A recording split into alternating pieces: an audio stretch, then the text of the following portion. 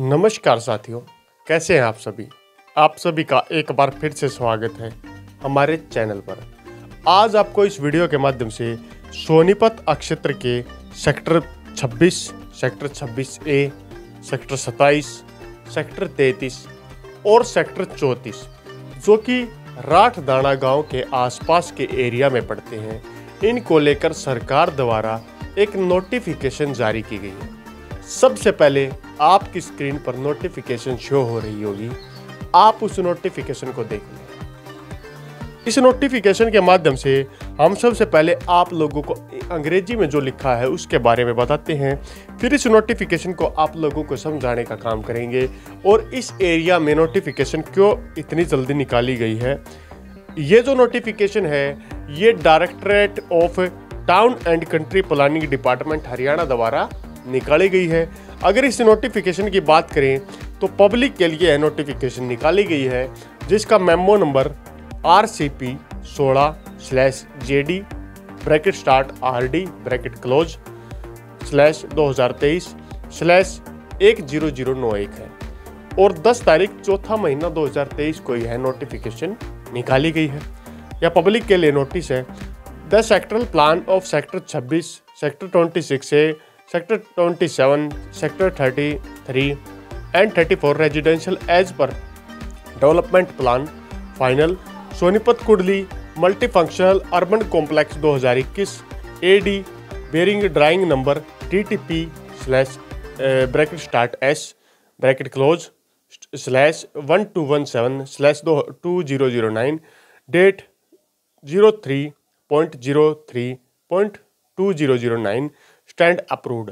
The final development plan for Sonipat Kudli Multifunctional Urban Complex 2031 AD has been published wide Haryana Government Gazette Notification dated 12 April 2022 where the along the IOGL pipeline has been incorporated and 15 meter wide green belt buffer along 16.76 meter with row has been reserved.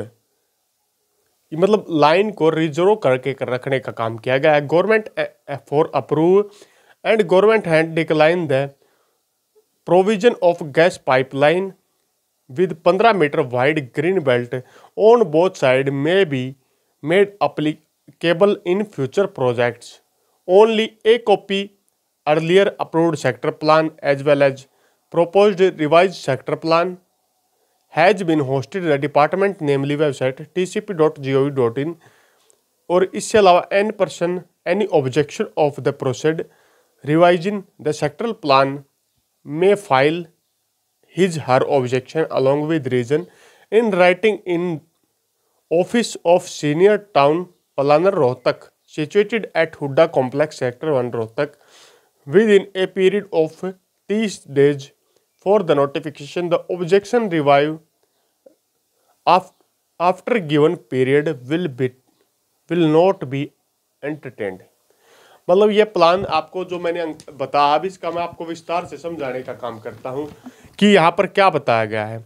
अगर आप विस्तार से इसको समझने का काम करेंगे तो सोनीपत के ये जो 5 सेक्टर आपको यहाँ पर दिखाए गए हैं, इनके लिए काफ़ी खास चीज़ आने वाली है। एक यहाँ पर टाउन एंड कंट्री निदेशालय हरियाणा नगर योजना भवन plot number 3 block A sector 18 मध्य मार्ग चंडीगढ़ से ये लेटर निकला है, जिसका ज्ञापन RCP 16/JD RD 2023-191 दिनांक 10/4/2023 सार्वजनिक notice sector 26, sector 26A, sector 27, sector 33, sector 34 आवासीय सेक्टर हैं। इनके अनुसार अंतिम विकास योजना Sonipat multi function urban complex 2021 drawing number यहाँ पर लिखा गया है। सोनीपत कुंडली बहुआयामी शहर के लिए अंतिम विकास योजना कॉम्प्लेक्स 2031 में हरियाणा सरकार द्वारा प्रकाशित किया गया राजपत्र अधिसूचना है, जिसमें IOCL गैस पाइपलाइन की संरचना में शामिल किया गया है और 16.76 मीटर के चौड़े ROB के साथ चौड़ी हरित लाइन बफर आरक्षित किया गया है। इसलिए विषय पर क्षेत्रों में क्षेत्रीय योजना के तौर पर प्रस्ताव मंजूरी के लिए सरकार ने तय किया है और गैस पाइपलाइन का प्रावधान दोनों तरफ 15 मीटर हरित पट्टी के साथ भविष्य में परियोजनाओं के साथ लागू किया जा सकता है। केवल पहले से स्वीकृत सेक्टरल प्लान के साथ साथ प्रस्तावित संशोधित सेक्टरल प्लान की एक प्रति विभागीय वेबसाइट tctpw.gov.in पर आप देख सकते हैं और होस्ट द्वारा किया गया है। इसमें किसी को प्रस्तावित संशोधन में कोई आपत्ति है, वरिष्ठ नगर कार्यालय में लिखित रूप से अपनी आपत्ति को दर्ज करवा सकता है। वरिष्ठ नगर के कार्यालय में लिखित रूप से कारण अपनी आपत्ति दर्ज करवाने के लिए सेक्टर 1 रोहतक में 30 दिनों के अंदर अपनी आपत्ति को दर्ज करवाने का काम कोई भी व्यक्ति कर सकता है। इसके लिए है महानिदेशालय चंडीगढ़ स्थान हरियाणा से लागू किया गया है।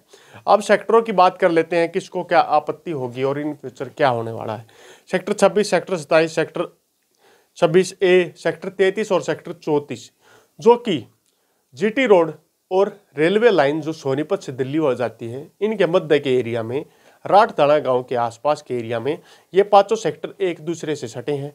इन सेक्टरों के मध्य में सेक्टर डिवाइडिंग रोड भी बनाए गए हैं और खासतौर पर ये सारे के सारे सेक्टर रेजिडेंशियल मतलब आवासीय सेक्टर होने वाले हैं। सेक्टर 26 की बात करें तो रेलवे लाइन जीटी रोड के मध्य में जोशी जाट से नीचे सेक्टर पड़ता है। सेक्टर 26 अहमदपुर से रेलवे लाइन के लास्ट साइड में पड़ता है। और सेक्टर 26 की अगर बात करें तो यह रेजिडेंशियल सेक्टर आवासीय सेक्टर होने वाला है और आने वाले समय में गैस पाइपलाइन की आवश्यकता काफ़ी महसूस की गई है। दिल्ली जैसे कई क्षेत्रों में गैस पाइपलाइन आ चुकी है और गैस पाइपलाइन के किसी प्रकार के ऑब्जेक्शन, क्योंकि यहाँ से मेन लाइन भी गुजारने का काम किया जा सकता है और छोटी लाइनें जो घरों के अंदर गैस सप्लाई करती हैं उन्हें भी गुजारने का काम किया जा सकता है। तो किसी को ऑब्जेक्शन हो तो वो ऑब्जेक्शन लगा सकता है। इससे आगे बात करते हैं सेक्टर 26 की। सेक्टर 26 ड्रेन नंबर 26 के नज़दीक से होकर गुजरेगा जो कि सेक्टर 26 से बिल्कुल नीचे की तरफ में रहेगा और ये सेक्टर एक छोटा सेक्टर है। सेक्टर 26 का एक भाग सेक्टर 26A है। यह भी पूरा आवासीय सेक्टर होगा। यहाँ पर आवासीय सेक्टर बनाए जाएंगे, आवासीय कॉलोनियाँ बनाई जाएंगी और इस सेक्टर की अपनी खासियत होने वाली है। यह भी 3 तरफ से सेक्टर डिवाइडिंग रोड से घिरा हुआ है। यहाँ पर भी आप लोग आवासीय कॉलोनियाँ बनाने का काफ़ी लोग काम कर सकते हैं और इस सेक्टर के अंदर से के एरिया से भी लाइन को गुजारने का काम किया जाएगा। इसी के साथ सेक्टर 27 भी रेजिडेंशियल सेक्टर इसी एरिया से होकर गुजरता है। और सेक्टर 27 के अलावा सेक्टर 33 जो कि राठदाना गांव के चारों तरफ का एरिया सेक्टर 33 से कवर है। यहाँ पर भी चारों तरफ रोड बनाए गए हैं, सेक्टर डिवाइडिंग रोड जिन्हें बोला जाता है। और इसके अलावा सेक्टर 34 राठदाना से रेलवे लाइन साइड का जो एरिया है उसमें सेक्टर 34 को बनाया गया है। तो इन 5 सेक्टरों के लिए सरकार द्वारा जो नोटिस है वो निकाला गया और नोटिस बारीकी से हमने आपको सुनाने का भी काम कर दिया। गैस पाइपलाइन इस एरिया से गुजारी जाएंगी और किसी को भी ऑब्जेक्शन अगर इस मुद्दे पर है, क्योंकि सेक्टर डेवलपमेंट प्लान के अंदर लाइनों को शामिल करने का काम किया गया है, तो 30 दिन के अंदर आप रोहतक कार्यालय में लिखित रूप से जमा करके अपने ऑब्जेक्शन दाखिल कर सकते हैं और आपके ऑब्जेक्शन पर जरूरी कार्रवाई सरकार और निगम निदेशालय करने वाला है। इसी के साथ अगली वीडियो तक आप लोगों से विदा लेते हैं। तब तक के लिए जय हिंद, जय भारत।